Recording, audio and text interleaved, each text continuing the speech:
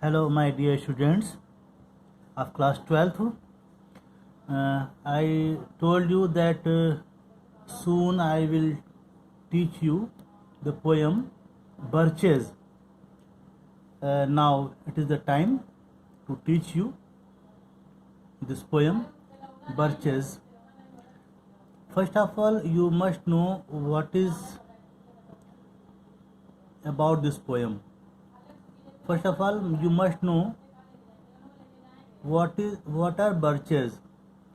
Birches are any of various trees of the genus Betula native to countries in the northern hemisphere.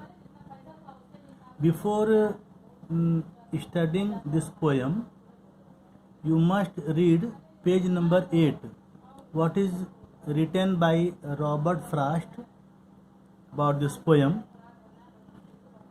Here you read,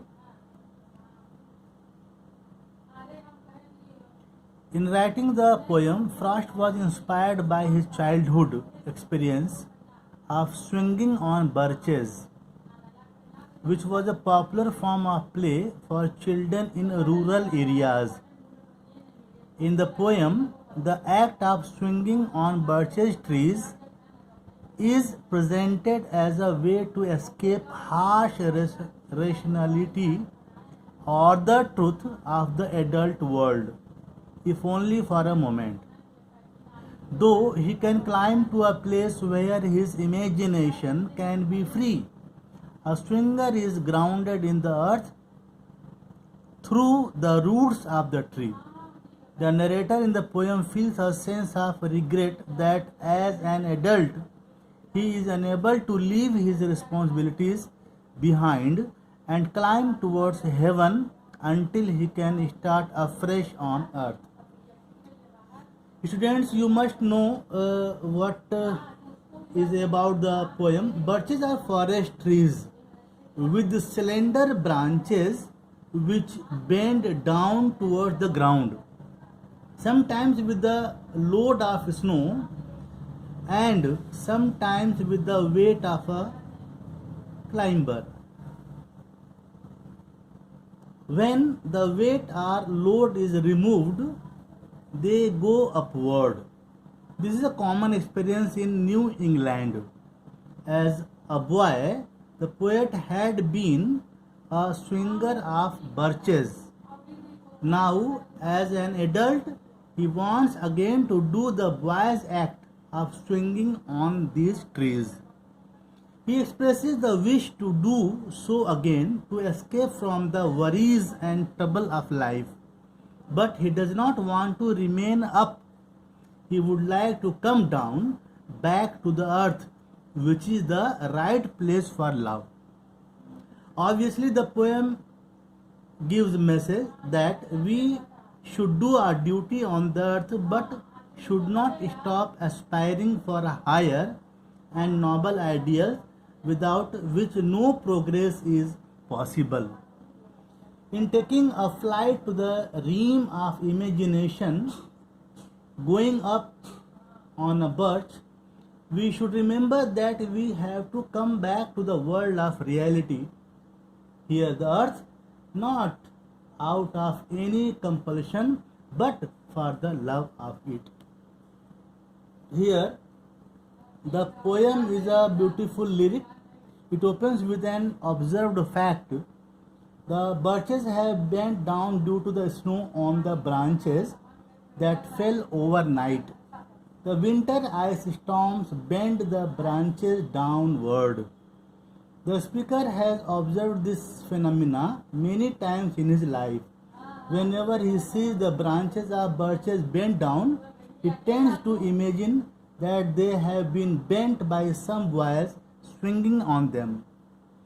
With the fall of the snow, the branches remain bent for long, covered with ice. They reflect 7 colors of the rainbow as the rays of the sun pass through the ice. With the increasing warmth of the sun, the ice begins to crack and fall. The cracking sound is so sharp that it seems as if the central dome of heaven has cracked. The pieces of ice on the ground appear to be pieces of broken glass. Here, the speaker recalls that the branches of birches bend down to the level of dry fern growing on the earth. They do not get broken, but they remain bowed down for such a long time that they do not straighten themselves. Their trunks lie bent down for years together. They keep their leaves trailing on the ground like the girls sitting with their hair over their heads in order to dry them in the sun. As the speaker described the birches bowed down with the load of the ice, he at once has a fanciful idea. He begins to imagine that some boy might have climbed and bent the birches down. The boy, who lived far away from the town to learn and play urban games like baseball, had devised this game, the game of swinging birches, which he could play all alone. The boy had climbed all the birches owned by his father one by one. By doing so, he had bent them. All the branches had become limp and none could stand erect. No tree was left unconquered and unbent by the boy. The boy learned not to come down with the branch swiftly to the earth. He learned the poise to climb the top branches carefully. Then he would fling himself forward with his feet stretched and come down gently to touch the ground.